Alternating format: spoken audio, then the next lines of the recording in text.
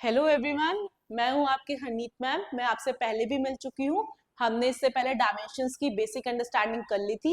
आज हम मूव करेंगे एप्लीकेशंस ऑफ डायमेंशंस की तरफ।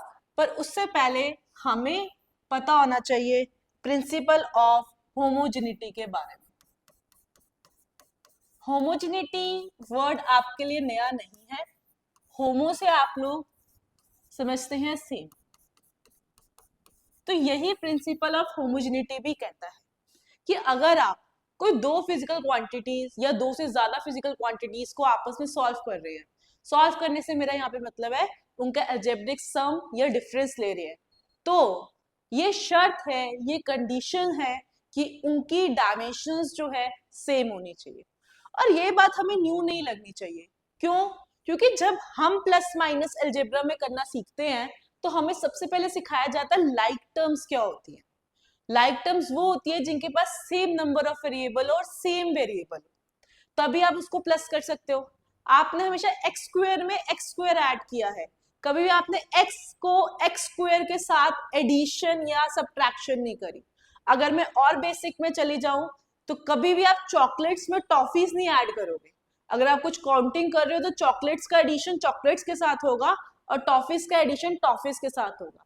तो यही प्रिंसिपल ऑफ होमोजेनिटी आपको डायमेंशंस के बारे में बताता है कि अगर आप किन्हीं दो या तीन फिजिकल क्वांटिटीज को या वैल्यूज को या टर्म्स को सॉल्व कर रहे हो तो आप पहले चेक कर लो उनके डायमेंशंस सेम है या नहीं। फॉर एग्जाम्पल, आपने इक्वेशंस ऑफ मोशन तो 9th स्टैंडर्ड में पढ़ी हैं, 11th में भी नेक्स्ट चैप्टर में दोबारा पढ़ेंगे। इस इक्वेशन को आप अच्छे से जानते होंगे। v is your final velocity, u is your initial velocity and a is your acceleration and t is your time take. अब प्रिंसिपल ऑफ होमोजेनिटी ने बोला कि क्योंकि ये आपस में ऐड या सब्ट्रैक्ट हो रहे हैं तो इनकी डायमेंशंस क्या होनी चाहिए? सेम होनी चाहिए। चलिए चेक करते हैं कि इस इक्वेशन पे ये बात एप्लीकेबल है या नहीं। अगर मैं वेलोसिटी की डायमेंशंस निकालूं तो मैंने वेलोसिटी का फॉर्मूला डिस्प्लेसमेंट अपॉन टाइम पढ़ा है आपके साथ, इसलिए इसकी डायमेंशन हो जाती है m0 lt माइनस 1। u भी वेलोसिटी है, v फाइनल वेलोसिटी थी, u आपकी इनिशियल वेलोसिटी है, तो उसकी भी डायमेंशन क्या हो जाएगी? m0 lt minus 1। अब मैं at टर्म की बात करती हूँ। a हो गया हमारा acceleration which is velocity upon time, जिसकी डायमेंशन आपकी आई थी लास्ट क्लास में lt माइनस 2, और एक टाइम और यहाँ पे मल्टीप्लाई हो रहा है।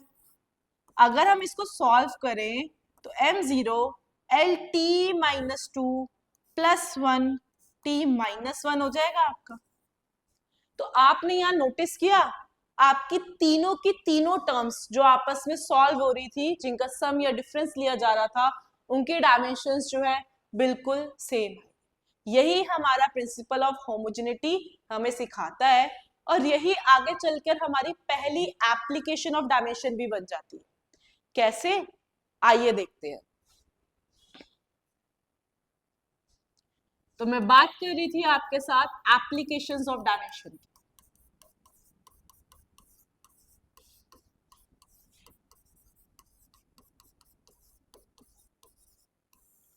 सबसे पहली है हमारे पास जो प्रिंसिपल ऑफ होमोजेनिटी पे ही बेस्ड है, to check the correctness of an equation.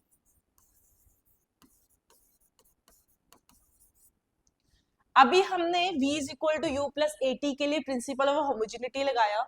मैं आपकी अगली इक्वेशन ऑफ मोशन की अगर यहाँ बात करूं which is s is equal to u t plus half a t square, जहां पे s आपका displacement, u initial velocity, t time, a acceleration and again t is time.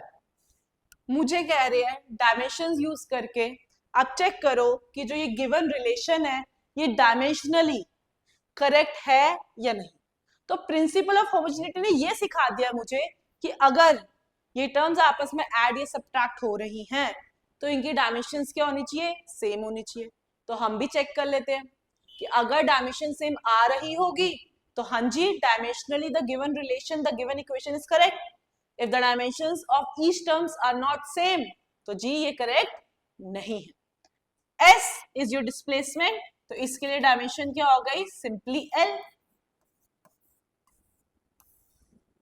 ut की बात करें, u is your velocity, lt minus 1, t is your time. तो solve करने पे फिर से क्या हो जाता है, m0 lt01, क्योंकि -1 और +1 क्या हो गया आपका 0. AT स्क्वायर की बात करती हूँ क्योंकि डायमेंशंस में कांस्टेंट्स का कोई रोल नहीं है.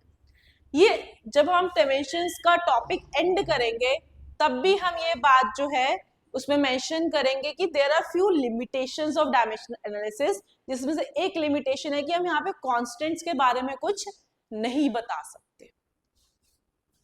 Acceleration, velocity upon time, lt -2, time इस t स्क्वायर हो जाएगा यहाँ पे, अगेन -2 + 2 इज 0. तो सिंस तीनों टर्म्स की जो डायमेंशंस है वो बिल्कुल सेम आ रही है, इसीलिए हम कह सकते हैं कि हाँ जी, जो गिवन इक्वेशन है या गिवन रिलेशन है वो डायमेंशनली बिल्कुल करेक्ट है.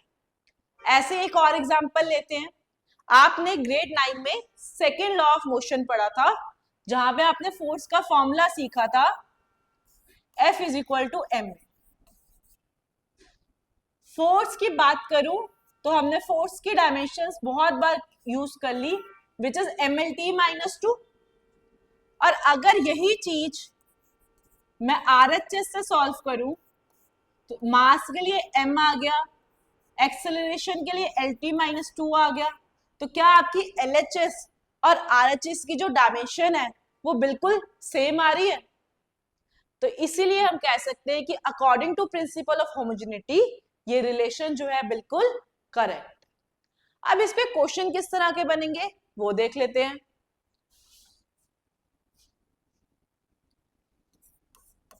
मुझे एक इक्वेशन दे रखी है जहां पे बोला है x डिस्प्लेसमेंट को रिप्रेजेंट कर रहा है, t टाइम को रिप्रेजेंट कर रहा है, a b c are any constants,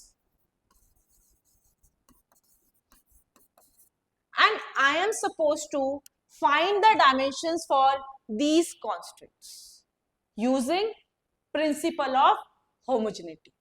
ठीक है जी, हमारे प्रिंसिपल ऑफ होमोजेनिटी ने सिखाया कि dimensions of each term should be same, तो इसीलिए x की डायमेंशंस AT के इक्वल होनी चाहिए. x वे को बताया गया है डिस्प्लेसमेंट, तो उसके लिए क्या मैं L पुट कर दूं, t मुझे बताया गया है टाइम, तो क्या उसके लिए मैं टाइम पुट कर दूं. तो अगर मैं यहाँ से a के लिए डायमेंशंस निकालूं, क्या वो lt -1 हो जाएगी? Isn't it very easy? आइए दूसरा देखते हैं, शायद ज्यादा बात क्लियर हो. सिमिलरली क्योंकि x bt के साथ प्लस माइनस हो रहा है, तो x और bt की भी डायमेंशंस क्या होनी चाहिए, सेम होनी चाहिए. x अगेन एक लेंथ हो गया, b is constant, t is time, तो इसीलिए lt -1 b की भी डायमेंशंस आ जाती है. सिमिलरली मैं ct स्क्वायर के लिए चेक करूं तो dimensions of c and ct, x and ct square should be same, तो देयरफॉर लेंथ, तो क्या c के लिए डायमेंशंस lt -2 हो जाएगी.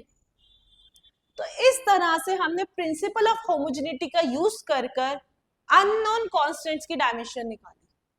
तो ये थी हमारी फर्स्ट एप्लीकेशन ऑफ डायमेंशन, जिससे हम दो काम कर सकते हैं. एक, हमें कोई रिलेशन गिवन है, हम उसको चेक कर सकते हैं कि whether that relation is correct और नॉट. दूसरा, अगर हमारे पास कुछ कांस्टेंट्स वाली डायमेंशन इक्वेशन दे रखी है, तो हम प्रिंसिपल ऑफ होमोजेनिटी का यूज करके उन कांस्टेंट की डायमेंशंस को बता सकते हैं. मेरे पास एक क्वेश्चन है आप लोगों के लिए.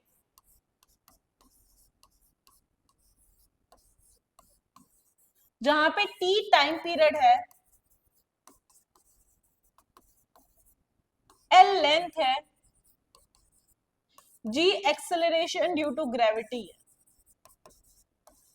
आपको डायमेंशनल एनालिसिस के हेल्प से चेक करना है कि whether this given relation to you is correct और नॉट। चेक करिएगा, कमेंट सेक्शन में बताइएगा, मैं आपके साथ नेक्स्ट पार्ट में इसको जरूर डिस्कस करूंगी। आज के लिए इतना ही, थैंक यू।